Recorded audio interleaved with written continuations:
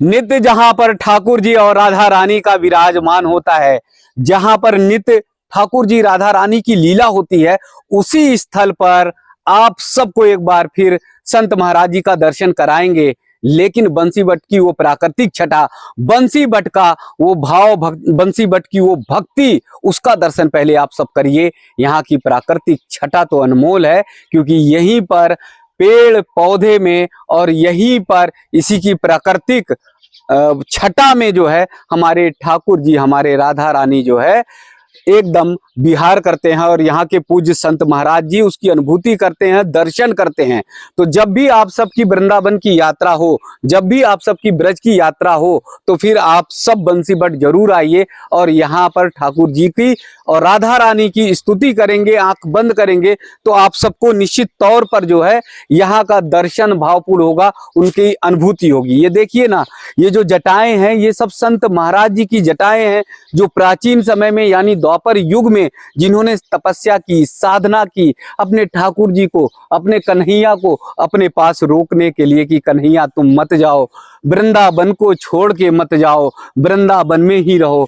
तो उन सब के कारण जो बाल गोपाल थे, खड़े के खड़े वो संत हो गए, और उनकी जटाएं आज लटक रही हैं, दिख रही हैं। पृथ्वी से, धरती से जुड़ी हुई ये जटाएं आपको कहाँ पर दिखाई देंगी, किस जगह पर मिलेंगी? आप देखिए कि पेड़ की जो शाखा, जड़ है एक तरफ है, लेकिन ये जड़ जो है वो नीचे तक है। सच सही मायने में ये हमारे संतगढ़ हैं, सही मायने में ये हमारे ऋषिगढ़ हैं। तो आइए आप सबको संतगढ़ का दर्शन कराएं, पावन पुनीत कुटिया का दर्शन करिए।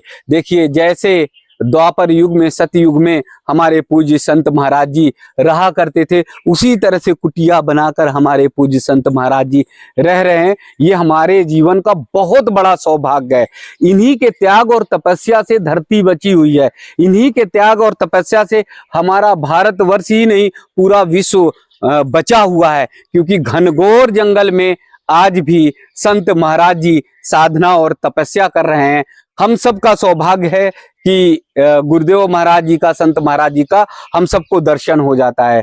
देखिए, यहाँ पर अगर आप आएंगे तो एक तरफ रामायण जी हैं, श्रीमद् भागवत जी हैं, और दूसरी तरफ पूज्य संत महाराज जी का वो आभा मंडल आप सबको दिखाई देगा, वो भाव दिखाई देगा, जिनके दर्शन के लिए पूरी दुनिया लालायित रहती है। गुरुदेव महाराज जी के चरणों में बहुत बहुत दंडवत, बहुत बहुत प्रणाम, बहुत बहुत प्रणाम। चारों तरफ घनघोर जंगल है, और इस जंगल में जो है त्याग, तपस्या, साधना यहीं पर महाराज जी होती है। बस ठाकुर जी की कृपा से जी, इसी में रहते हैं, इसी में भजन सदन करते हैं जी। ये ठाकुर जी की बहुत प्राचीन स्थान है, जहाँ ठाकुर जी गैया चराते थे जी। चार पहर इसी में दिए, बंसी बाटी दिए हैं जी। ये बहुत तपस्या स्थल है जी। कोई अगर भाव भक्ति से देखे तो इसी का जैसा ब्रज में स्थान नहीं है, ये बंसी बाट जैसे जी। आज भी यहाँ जो मंदिर देख रहे हैं, ये मंदिर के सामने जो बरगद के पेड़ है, इसी में आज भी ठाकुर जी की बंसी का आवाज सुनाई पड़ता है, सुनाई पड़ती है। इतना पवित्र स्थान है ठाकुर जी का। आज भी अगर कोई स्मरण करे तो उसी का दर्शन कर सकते हैं जी। तो यहाँ नीला है रास स्थान, जहाँ ठाकुर जी रास किए थे बचपन में जी। भंडीर वन में शादी हुआ तो पहला रास इसी बरगद के नीचे किए थे। तो आज जो रास का कोई अगर अनुभव करना चाहते हैं तो जरूर उसका अनुभव हो जाता है। जैसे रास में नृत्य किया था, पायल के कुछ आवाज आते हैं, कुछ ढोलक के आवाज आते हैं, कुछ ऐसा आवाज आते है चाकी बजाने का। तो अनुभव ठाकुर जी के बाद स्मरण करने से जी। और चार परिक्रमा लगाए बरगद के पेड़ में, और एक कान पेड़ के साथ लगाए तो कुछ जरूर अनुभव होते हैं। और यहाँ जितना साधु संत भजन करते जी, ये ठाकुर जी के नित्य रास के को अनुभव होता है जी, अनुभव होता है। स्थान बहुत पवित्र स्थान है, ऐसा स्थान मिलेगा ना। हम ब्रज 84 कोष में बहुत जगह घूमे हैं, लेकिन ऐसा पवित्र स्थान मिले नहीं। ये इसी में भजन बस ले, ये स्थान इतना बड़ा है, अगर भजन में बैठे तो ठाकुर जी के स्मरण ही होते हैं, स्मरण रहता है जी जी। एक बहुत जी, यहाँ देखते हैं कि जगह जगह पर पेड़ पौधे हैं, प्रकृति है, और यही प्रकृति में हमारे ठाकुर जी ने लीला की थी, महारास किया था। बस ये जो पेड़ पौधे देख रहे हैं ये साक्षात ये ठाकुर जी लेके आए। ये बड़ा बड़ा देव देवता था जो द्वापर में सत्ययुग में नीला करके गए जी। तो उसी समय ठाकुर जी के साथ जे है ना, इस बार आप धराधाम में जिस समय नीला करने जाओगे तो हम आपको साथ में जाएंगे जी। तो ये जो वृक्ष देख रहे हैं ना, एक एक वृक्ष सब ऋषि मुनि था जी। तो आज इन्हीं लोग विराजमान है। ये जो पशु पक्षी देख रहे हैं ये साधारण पशु पक्षी नहीं है जी। ये आपको दूसरे स्थान में जाओगे तो दिखाई नहीं देगा। यहाँ की पशु पक्षी साक्षात देवलोकों से आए हैं यार, ये ठाकुर जी का भेजा हुआ उन्हीं के पास जी। पूज्य महाराज जी का ये कहना है कि बंसी बट में जो भी पशु पक्षी हैं साक्षात ठाकुर जी देवलोक से लेकर आए हैं और इसीलिए विराजमान है, और इसीलिए यहाँ की अनुभूति जो है एकदम अनुपम लगती है। यहाँ अगर देखिए वृक्षों को एकदम जो जड़ से जुड़े हुए हैं तो ऐसे लगता है हमारे संत ऋषिगण की ये जटाएं हैं, शिखाएं हैं, वो पूरी अनुभूति दिखाई देती है। और वो अनुभूति इसलिए क्योंकि साक्षात ठाकुर जी ने ही ये सब लीला से प्रकट किया है, इसलिए यहाँ की अनुभूति बहुत ही अनुपम और बहुत ही अलौकिक लगती है। पूज्य महाराज जी, यहाँ का वातावरण देखकर तो ऐसा लगता है कि बस यहाँ पर बैठ जाएं तो मन एकदम निर्मल हो जाता है, भाव एकदम जो है भक्ति में रंग जाता है जी। बस ऐसा ही है जी। यहाँ अगर कोई भजन करना चाहते हैं, ठाकुर जी को पाना चाहते हैं तो जरूर उसका भजन में मन लग जाएगा जी। ये स्थान इतना पवित्र है, कोई अगर शांत होकर भजन करने, ठाकुर जी के भजन करने बैठे जरूर उसको भजन ये हो जाएगा जी जी।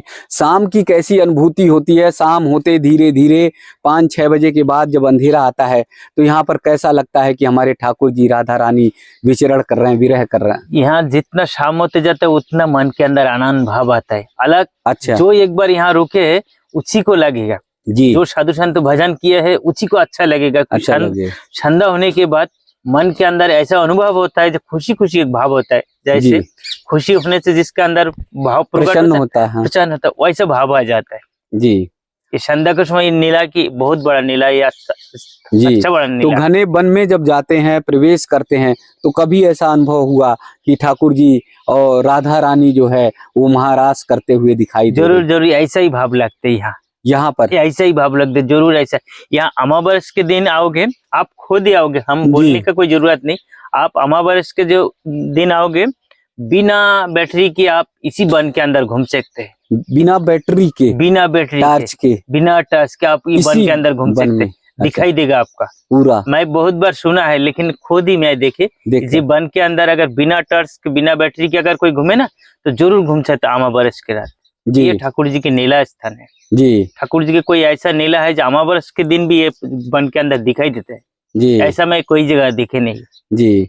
बहुत जगह महाराज जी दर्शन करने पर, जाने पर बड़े बड़े मंदिर दिखाई देंगे, कंक्रीट के इमारतें दिखाई देंगी, लेकिन यहाँ देखते हैं कि पूरा प्रकृति का वातावरण वो देखने को मिलता है। जरूर बहुत अच्छा। यहाँ की प्रगति जो क्या बताया आपको, ये जो ये साधु संत यहाँ पे रुके यही जानते हैं इसी का मर्म यहाँ के जी। दूसरा कोई बाहर से आए तो इसी का जल्दी इसी का मर्म नहीं समझ में नहीं आए। जिसके अंदर त्याग है, साधना है, भक्ति है, बस जिसके अंदर भाव भक्ति है उसी को पता चलेगा जी ये कितना बड़ा पवित्र स्थान है। ये लता पता पेड़ पौधे ये सहज नहीं है, ये साक्षात ठाकुर जी का दर्शन है, ये साक्षात ठाकुर जी के दर्शन है जी। तो यहाँ पूज्य महाराज जी ये बता रहे हैं कि ये लता पता पेड़ पौधे जो आप देख रहे हैं वो साक्षात ठाकुर जी के दर्शन हैं। आज आधुनिक युग में जहाँ पर तेजी से पेड़ पौधे जंगल सब समाप्त हो रहे हैं, वहीं पर बंसी बट एक ऐसा स्थल है, स्थान है जहाँ पर पेड़ पौधों को बचाकर रखा गया है, यानी संरक्षित किया गया है।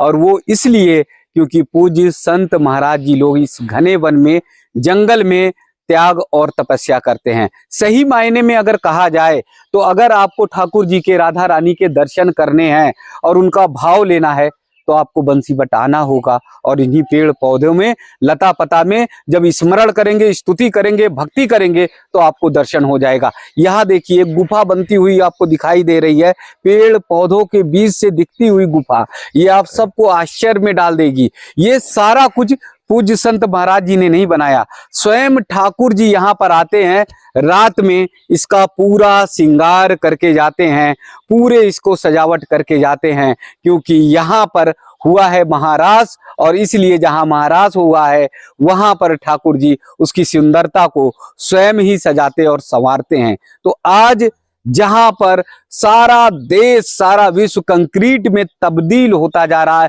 परिवर्तित होता जा रहा है, ऐसे जगह में अगर प्रकृति के गोद में ठाकुर जी और राधा रानी का दर्शन आपको करना है तो आप सब बंसी बटा सकते हैं।